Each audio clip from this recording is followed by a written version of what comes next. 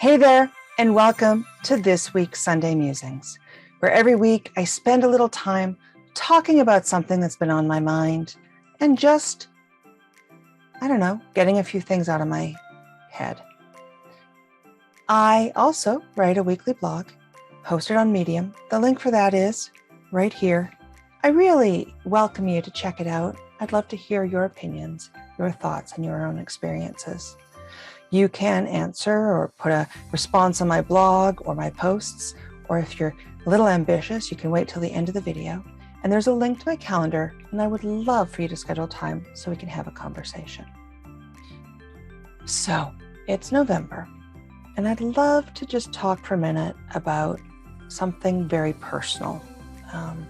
This is National Alzheimer's Awareness Month. Don't know if you know that, but for me, it's very personal.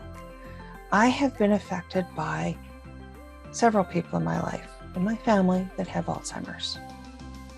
My great-grandmother, when I was a little kid, had Alzheimer's and was in a facility. And back then it was kind of fun because I might have been, 5 or 6. And I went and saw her, and she was convinced I was my grandma. And I was just her perfect little girl, and I got to play with her, and she'd brush my hair, and she'd tell me stories. And it was kind of cool. I was young. That was the only person I'd ever known in my great-grandmother. Later on, when I was in my teens, my grandfather came down with Alzheimer's. And it was a little harder. I got to see him go from being a brilliant doctor to a little forgetful, to worse, to somebody who got taken advantage of by people around him that should have had his best intentions at heart, but just used him. And my family and I were completely powerless to stop this because he was still technically able to make his own decisions, but he probably wasn't. But it was hard to see somebody who's such a brilliant man change over time and become forgetful and almost childlike. But on the other side, there's some really precious memories that happened during that time where my cousins would go up to the place he was placed in with near beer, because he couldn't have real beer, but he really wanted to just have a beer and chat and sit down and have a beer, near beer, and chat about things.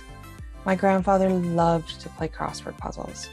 And as things got harder, we got easier crossword puzzles, and then we just would sit and talk because he was a brilliant man who loved to read. But it was hard watching those changes and the differences in somebody. More recently, my mom has come down with Alzheimer's, and it's been scary. It also makes me think a little bit about my future and if it's in my path, which I won't know, but it does make me think a little.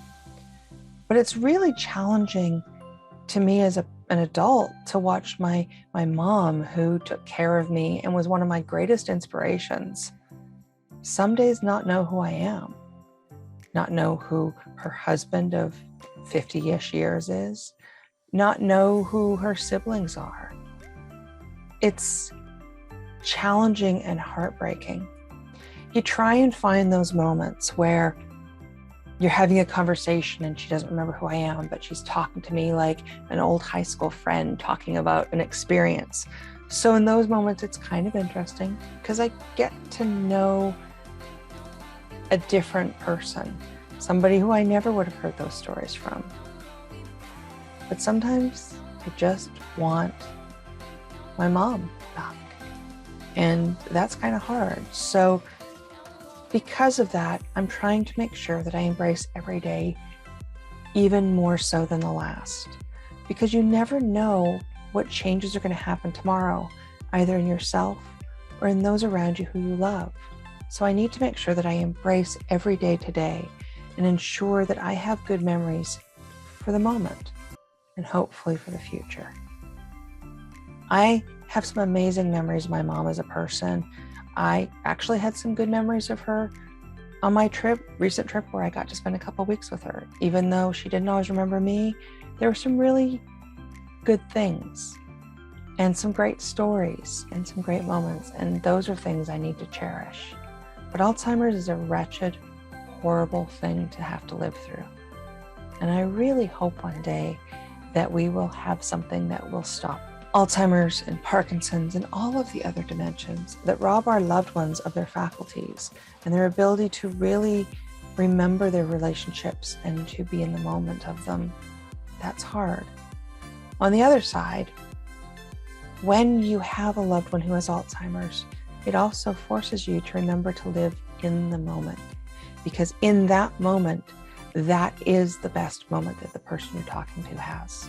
They may not remember 5 minutes ago.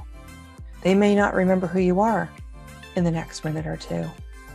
They may live in a world that might be 20, 30, 40 years ago, or in a different world where everything is sort of made up because they're trying to compensate and they know something's wrong, but they don't want to show it because they might be embarrassed or scared. So give them the gift of being in the moment.